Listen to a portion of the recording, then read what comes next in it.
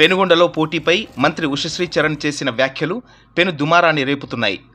పెనుగొండలో పోటీ చేయడం తన బాధ్యత అని వైసీపీ అధిష్టానం చెప్పిన దానికి కట్టుబడి ఉన్నానంటూ మంత్రి ఉషశ్రీ చరణ్ చేసిన ప్రకటనపై వైసీపీ నేతలు తీవ్రస్థాయిలో మండిపడుతున్నారు. పెనుగొండలో ఉషశ్రీ వద్దు, శంకరన్న ముద్దు అంటూ నినాదాలు చేశారు. శంకరనారాయణకు సీటు ఇస్తే గెలిపించుకుంటామని తెలిపారు. ఉషశ్రీ చరణ్ ముఖం కూడా తాము చూడలేదని, ఆమె ఫోటో వాల్ పోస్టర్లోనే చూశామన్నారు. రాష్ట్రానికి మంత్రిగా ఉంటూ ఒక్కరోజు కూడా పెనుగొండలో ఆమె పర్యటించలేదని తెలిపారు. ఏ కార్యకర్తతోనూ ఇప్పటికీ మాట్లాడింది లేదని, ఉషశ్రీ చరణ్ తమకు అవసరం లేదంటూ పెనుగొండ వైసీపీ నేతలు తేల్చి చెప్పారు.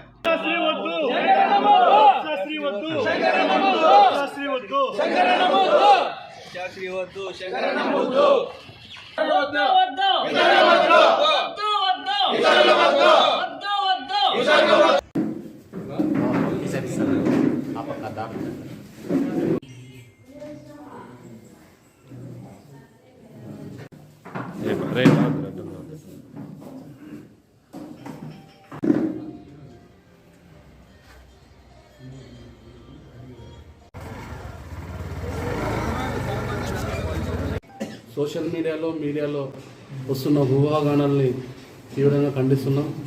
ఎందుకంటే గత 10 ఏళ్ళుగా శంకరన్న కార్యకర్తల్ని, నాయకుల్ని చాలా ఎన్నెంటో ఉండి కాపాడుకునే రోజులు చాలా ఉన్నాయి. ఎందుకంటే ఇది ఒకప్పుడు టీడీపీ కంచుకోట నుంచి వైఎస్ఆర్సీపీ కంచుకోటగా మారడం జరిగింది. మళ్ళీ అదే మనకి 2024 రిపీట్ కావాలంటే మన శంకరన్నకి అవకాశం ఇస్తేనే రిపీట్ అవుతుంది.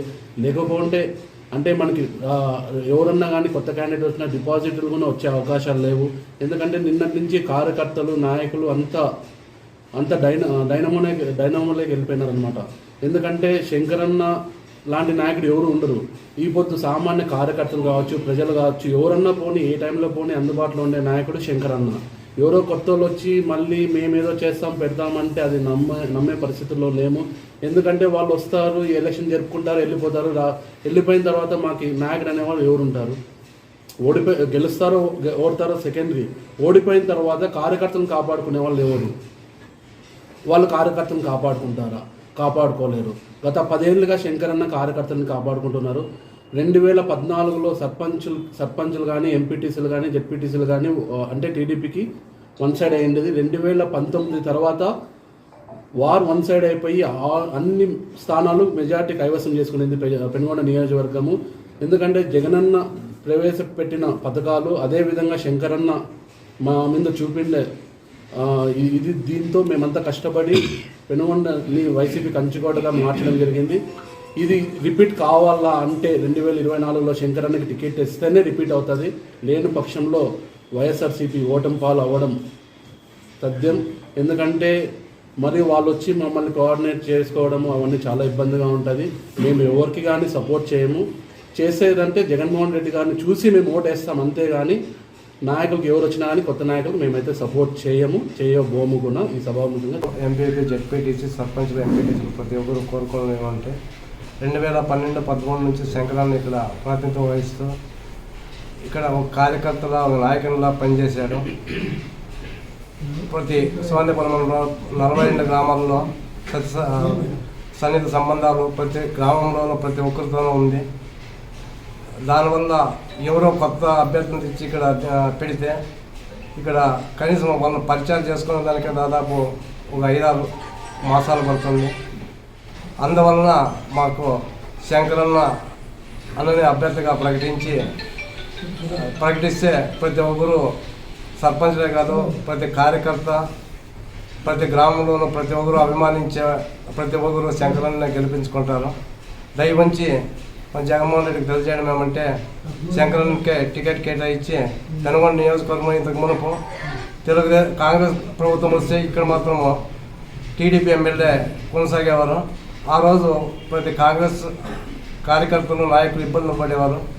అది రాకుండా ఇప్పుడు మళ్ళీ వైసీపీనే ఇక్కడ ఎమ్మెల్యేకి వెళ్ళాలంటే శంకరన్నకే టికెట్ ఇచ్చి మాకు సహకరించవలసిందిగా కోరుతున్నాం. అనేక ఊహాగానాల మధ్య మాకి ఈ నియోజకవర్గానికి వాళ్ళు వస్తారు, వీళ్ళు వస్తారని నిన్నటువంటి వాట్సాప్లో కావచ్చు, ఇట్లా అనేక రకాలు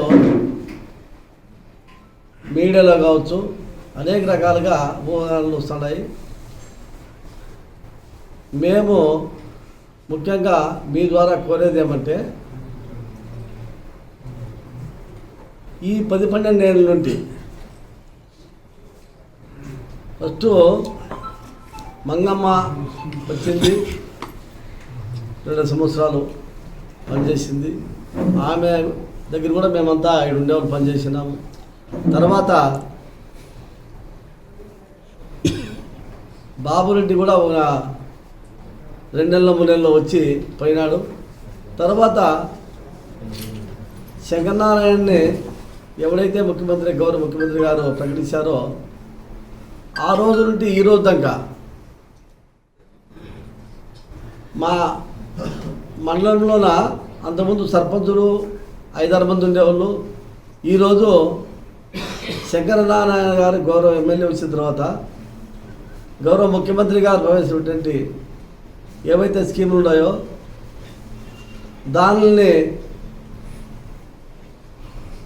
ఫాలోఅప్ చేసుకుంటా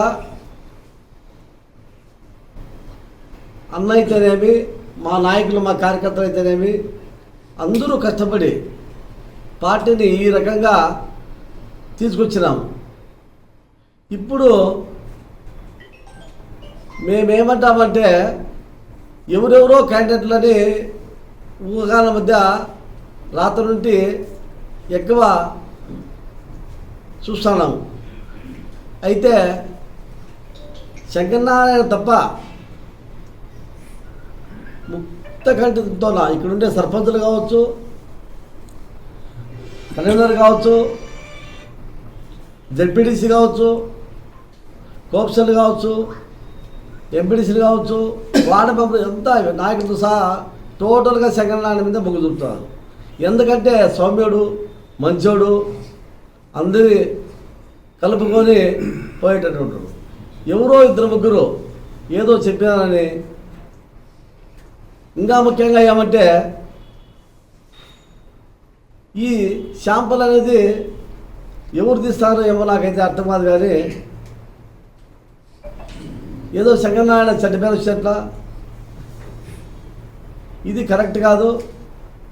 మేము మీ ద్వారా ఒకటే కోరేది, గౌరవ ముఖ్యమంత్రి వర్యులకి మేమేమి కోరుతున్నామంటే, మాకు శంకరనారాయణ అయితేనే ఈడ అత్యధిక మెజారిటీతో గెలుస్తాడు, అందరినీ కలవతనం ఉంది. ఈరోజు కొత్త క్యాండిడేట్ పెడితే మా పరిస్థితి ఏమని మేము డైలామాలో మొత్తం మా నాయకులంతా సర్పంచులు కావచ్చు, ఎంపీడీసీలు కావచ్చు, అందరూ డైలామాలో ఉన్నారు ఈరోజు.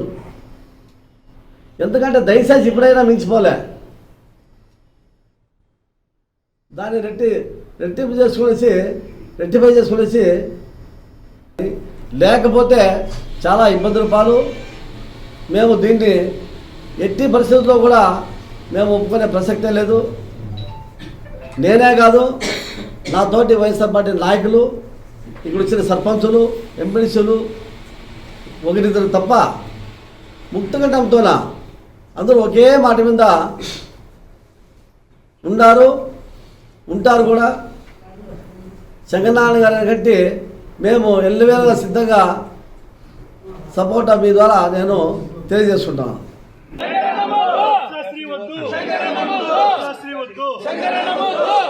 శాస్త్రి వద్దు